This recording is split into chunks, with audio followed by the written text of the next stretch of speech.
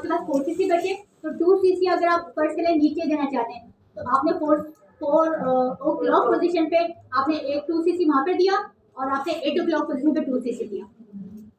Clear हो गया? 10 CC खत्म हो गया। देना कहाँ पर है? ये जो मैंने पहला वाला 12 o'clock बोला था ना, ये तो सर्विस के अंदर देना था। अभी सर्विस के अंदर नहीं देना है। आप कहाँ देना है? अब मैं फर्स्ट कर लेती हूँ सर्विस से, ठीक है। इसके साथ लगा हुआ है फॉर्नेक्स, ठीक है ना, ये फॉर्नेक्स में लगेगा। मैंने सर्विस को पकड़ा और सर्विस को, अब मैं 12 o'clock पे दे चुकी थी ना, मैंने सर्विस को पकड़ा और सर्विस को नीचे लेकर आई, ठीक है। नीचे जाने से ट्रैक्शन से क्या होगा, जो ये फॉर्नेक्स वाला एरिया है ना, ये ट्रैक्शन से नीचे आएगा। बहुत ट्रैक्शन नहीं देनी है, हल्की जेंटल ट्रैक्शन से। अब मैंने सोचा कि मैंने फर्स्ट कर 2 o'clock पोजीशन में देनी है, तो मेरा जो डायरेक्शन होगी वो सर्विस में नहीं है, हम सर्विस में नहीं देते, ठीक है ना। Para cervical block, para cervical around the service tissues के अंदर, वहां से नर्व सप्लाई को मूवमेंट करना है, ठीक है। तो अब ये जो फॉर्नेक्स है और ये सर्विस है, ठीक है ना, तो आपका सर्विस यहाँ पे ऐसे लगा हुआ होता है फॉर्नेक्स के साथ ही। तो अब आपने 2 o'clock पे देना है, तो आपने यहाँ पे ये फॉर्नेक्स है और ये वजाइनल वॉल है, आपने ना वजाइनल वॉल पे जाना है ना फॉर्नेक्स पे जाना है, आपने सर्विस के अलोंग जाना है उस 2 o'clock पर, सही है। फिर 10 o'clock पर सर्विस के अलोंग जाना है, 10 o'clock पर तो आपने यहाँ पर जाना है, इस एरिया में जाना है, आपने सर्विस पे नहीं जाना है। सर्विस के साथ अब कभी तुम लोगों ने सही बताओ नहीं देखा होगा, सर्विस के साथ फॉर्नेक्स भी आ रहा होता है और फॉर्नेक्स के साथ सर्विस अटैच हो रहा होता है और वहाँ पे आपने टिश्यू में लेना होता है, ठीक है ना। आपने सर्विस में नहीं लेना, ये सर्विस है ना और ये फॉर्नेक्स है, ये पर्टिकुलर फॉर्नेक्स है, ये सर्विस है, ये एक्चुअली ये वाला एरिया होता है, यहाँ पे देना होता है। फॉर्नेक्स में भी नहीं जाना, यहाँ पे ये इस वाले एरिया और सर्विस में भी नहीं जाना, इस पे देना है, ठीक है। हमारे पास अच्छा वाला कोई वो नहीं है, तो होता मैं दिखाती, लेकिन तुम लोगों को तो मैं दिखा दूँगी, ठीक है ना। तो मैडम अब आप इन लोगों को जरा पैरा सर्वाइकल वाला दिखा देगा, बात समझ आ गई।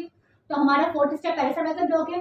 5th step is dilatation of service. देखो अगर सर्विस डायलेटेड नहीं है, मिसकैरेज के साथ पेशेंट आई है, 2-3 बातें। अगर सर्विस डायलेटेड नहीं है और आपको लग रहा है, तो यार दूसरी बात ये है कि मिसोप्रोस्टॉल जो है ना, रैपनिंग के लिए, प्राइमिंग के लिए जो इस्तेमाल करते हैं, आप आराम से वजाइनल रिप्लेस कर सकते हैं पहले, ठीक है ना। एक तो ये बात है। दूसरी बात है, अगर आपने नहीं किया, आप भूल गए, ठीक है, और आपको सर्वाइकल डायलेटेशन करनी है, तो सर्वाइकल डायलेटर्स ये आपके पास अवेलेबल है, आप इससे भी कर सकते हैं, या आईपास के अपने हैं, ठीक है, या आप मेटालिक डायलेटर से भी उसको डायलेट कर सकते हैं। तो ये एक एडिशनल स्टेप है इसके अंदर, ठीक है। तो हमारे पास मिसोप्रोस्टॉल भी अवेलेबल होती है, जो 3 hours बिफोर दी जाती है, समझ आ रही है। तो अगर आप, ये एडिशनल बात है, ये इस आईपास के अंदर, ये इनकी बुक्स के अंदर नहीं लिखा हुआ है, लेकिन हमारी प्रैक्टिकल इम्प्लीकेशन ये है कि हमें अगर लगता है कि सर्विस क्लोज है और क्लोज है, तो हम इसको मिसोप्रोस्टॉल 3 hours बिफोर रैपनिंग करते हैं, ये हर एक कोई करता है, ठीक है ना। अब तुम्हें डायलेटेशन ऑफ सर्विस करनी है, तो तुम आराम से इन डायलेटर से भी कर सकते हो और उस डायलेटर से भी कर सकते हो, कोई जरूरी नहीं है कि इन्हीं से करना है, ठीक है। डायलेटेशन के बाद अब हमने आईपास पास करना है। आईपास मैंने क्या बताया, क्या टिप है, जितने बिग साइज का यूट्रस था उतने बिग साइज का ही आपके पास ये जो आईपास है वो जाएगा। आईपास पर्टिकुलर आईपास कैनला है, ये आईपास कैनला है, इसका एक अपर्चर नजर आ रहा है ऊपर, हमने बता दिया छोटे उसका कैमरा का छोटा अपर्चर और बड़े कैमरा का बड़ा होल है स्कूप की तरह का। अच्छा, अब आपने क्या करना है, आप फर्स्ट कर रहे थे कि आपको यूट्रस का साइज असेस नहीं हो रहा, तो इसमें बल्कि पेशेंट को होती है, तो आप क्या करें, वीक ऑफ गेस्टेशन आपको बता दिया कि 8 वीक का गेस्टेशन है, 8 वीक का गेस्टेशन डालने की कोशिश करें, नहीं जाता ना, 7 वीक करा दें, फिर 6 वीक करा दें, समझ आ रही है। अपने आईपास को अगर आपकी जो टेबल सेट है ना, उसको आप रखिए इस तरह से, यानी अगर 10 वीक की गेस्टेशन है तो 12 का आईपास रख के कुछ काम है, कोई फायदा नहीं होना।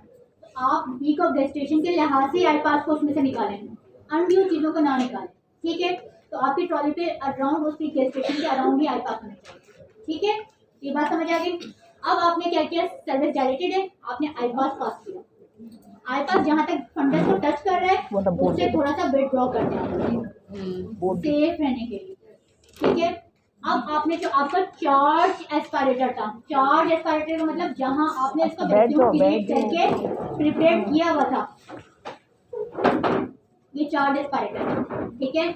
मैंने आईपास पास किया, अब ये चार्ज एस्पायरेटर में लगाऊंगी, लेकिन रूल ऑफ थंब क्या था, सारी अलाइनमेंट एक साथ ही होगी, तो ये इसकी भी अलाइनमेंट इसके साथ ही होगी,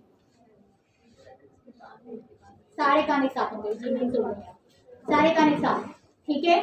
अब नेक्स्ट पास आई पास, इसका 5th स्टेप था। 6th step is aspiration of the content. अब मैंने क्या किया, इसकी रिचार्ज किया इसको, ठीक है। अच्छा, अब इसको मूव कैसे करना है, इसको यूं पकड़ना है, ठीक है, इसको यूं पकड़ना है और इसकी सारी मूवमेंट्स यहाँ पर होंगे।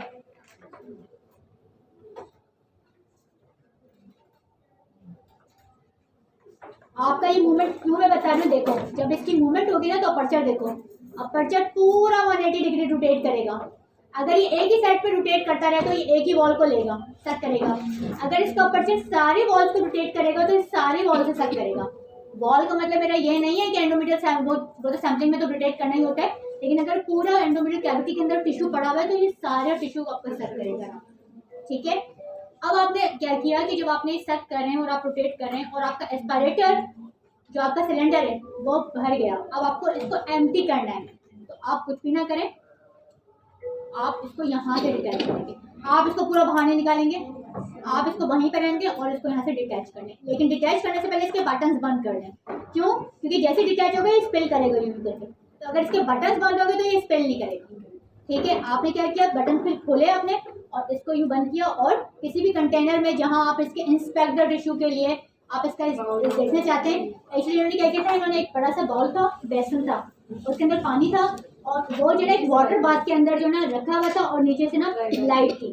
तो लाइट से ना वो जितना भी सैक बैग थे जो आप निकालते हैं तो आपको तैरता हुआ नजर आता है, तो आपको कंफर्म हो जाता है कि यार हमने पूरा सैक निकाल दिया। ये उनका एक स्टेप था। तो इंस्पेक्ट द टिश्यू का स्टेप एक्चुअली बहुत इंपॉर्टेंट था।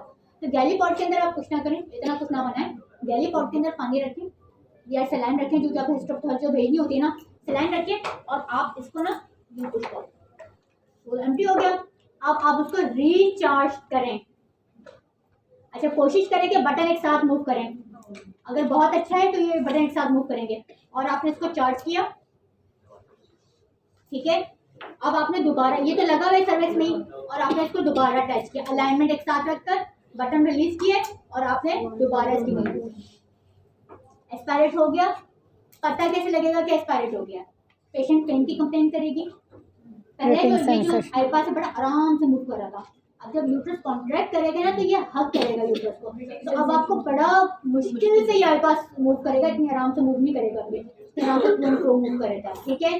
तीसरा ये, आपको इसके ऊपर भी ग्रेडिंग सेंसेशन आनी शुरू होगी, जो होता है ये आपको ऐसे फ्रॉदिंग, यहाँ पे फ्रॉदिंग नजर आएगी और पेशेंट पेन की कंप्लेन करेगी, ठीक है। तो फ्रॉदिंग ऑफ ब्लड, पेन की complain, hugging of service, similar grading sensation, 4-5 process, ठीक है। अच्छा, अब आपने जब पूरा प्रोसीजर कंप्लीट कर लिया, next step is inspect the tissue. आपने गैली पॉट में, मैंने जैसा कि बताया कि उन्होंने एक वाटर बाथ बनाया हुआ था, नीचे उसका लाइट लगी हुई थी, और आपने जितना टिश्यू था उस पानी के अंदर डालने के बाद आप देख रहे थे कि आपको स्टेप नजर आ रहा है या नहीं आ रहा है for the completion of procedure, कि यार ये सक्सेसफुल है या नहीं, ठीक है ना। तो आपने देखा कि आपको स्टेप नजर आ रहा है, आपको टिश्यू नजर आ रहा है, तो it means it is complete, ठीक है ना।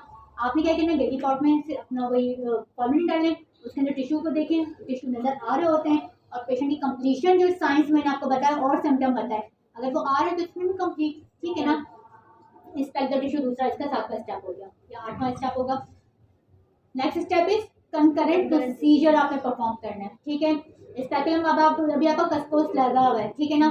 अगर आप एस्पिरिन लेना चाहते हैं डू इट, पॉलीपेक्टमी करना चाहते हैं डू, आइसोलेट लेना चाहते हैं और जो कि आपने पेशेंट से बात करी थी, इफ यू वांट, तो अगर वो डाल इंजेक्टेबल दे दें, जेटाइल डाल दें, तो कस्कोस निकालें, जेटाइल डाल दें, ठीक है। कंकरेंट प्रोसीजर, ये जो स्टेप रखा है ना, ये ऐसे ही नहीं रखा हुआ, इसमें बहुत इंपॉर्टेंट